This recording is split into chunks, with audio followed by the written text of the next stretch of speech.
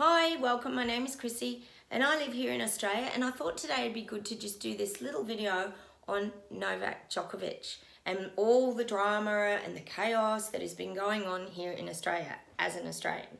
Now, I personally am unvaccinated.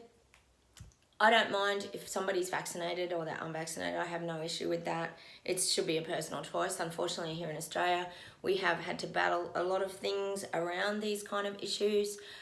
And it has been very ostracising for the unvaccinated living in Australia. We have unfortunately been blamed for many, many things.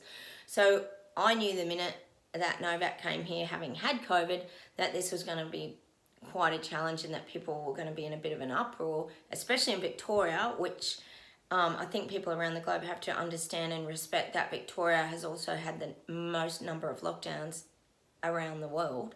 So I live in a different state. I'm in New South Wales, but Victoria has had it very hard. They have had so many lockdowns. They've almost been locked down virtually for 2 years.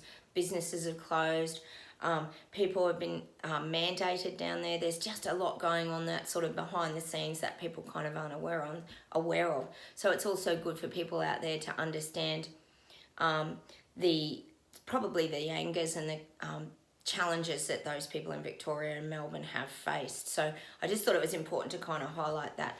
I myself have struggled just with family and friends. I've been arguing here, there and everywhere, and this has been quite a battle in Australia. So I think we have to look at this with really open eyes, and I believe he should get to stay and play. To me, he's a tennis player. He's not a criminal. He's not a terrorist. He's not bringing danger really to this country. I mean, here in Australia, our Omicron numbers are crazy, and they're actually saying now that the vaccinated have overtaken the vaccinated in ICU. So I don't know how good these vaccines are kind of working, but you do have to question a lot of things. That maybe there is something to be said for natural immunity, and I'm just saying that maybe we need to start looking at more of these options as well out there, because I really believe that having to continuously get boosted and that is not really working, because our numbers are still rising, and I'm sure around the globe for a lot of you countries that's happening as well. So I think we do have to realistically start looking at other avenues, even maybe looking at natural immunity as well.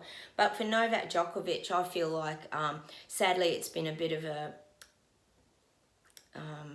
bungled mess. I do believe a lot of it is about power. And the judge actually explained that he'd done as much as he could to get into the country, and I agree with that. Let him play tennis. He is not a terrorist. He is not an ex-murderer or rapist. He's here to play tennis, and he's the top-ranking tennis player in the world. It's like they are just nitpicking and wanting to send a message to the rest of the world that Australia, we've got rules and regulations and no one's going to breach them.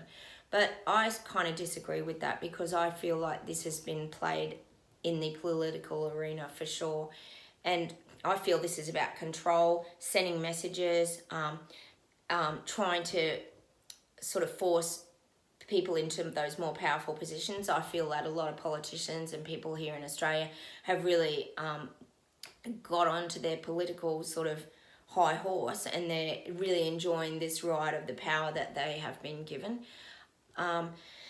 Sadly, I think Novak has just been the example to set to the rest of the world that, well, if you don't do things correctly, we're not going to accept you into Australia. And I think that sends a very bad message, because not all Australians think that way.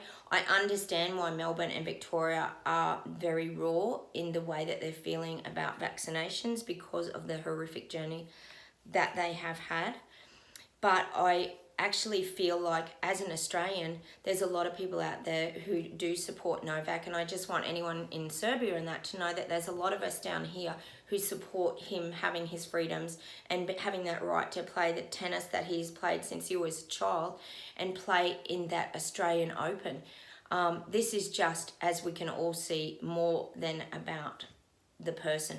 The only positive, like I said, it might bring some positive energy to the poor refugees who have been in that detention for many, many years, obviously, by the sound of it, that people, even us Australians, weren't aware that they were in those places. So it's kind of put a spotlight on something. So maybe something positive can come out of a negative situation. Currently, it's the weekend when we're all waiting to see just before the tennis open. So my fingers are crossed that he gets to stay in the country and play tennis and play with the passion that he has played with over many, many years.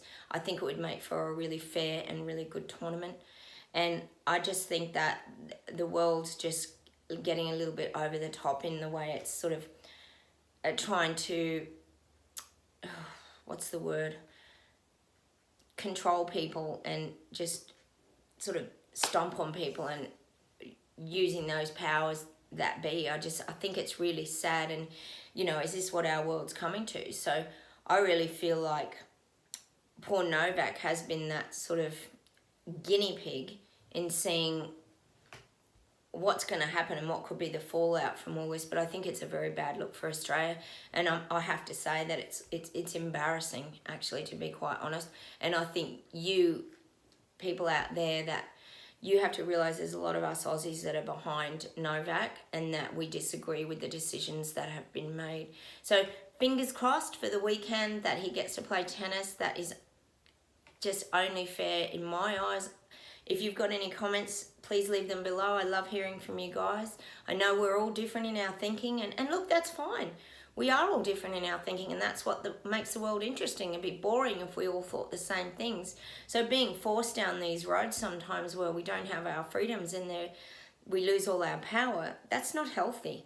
So anyway, that's just a little bit of food for thought around the Novak Djokovic thing, and just to let Serbians know that there are a lot of us down here who are also supporting Novak, and hopefully he gets to play for the Australian Open.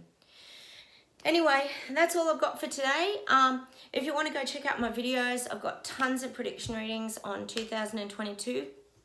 I've got weekly, monthly, and I do sometimes daily ones. I've also got self-help videos that can help you if you're depressed, feeling isolated, wanting to make some changes in your life and just get your life moving forward. I can help you with that as well. And hit the like buttons, subscribe, and I will see you in the next video. Take care.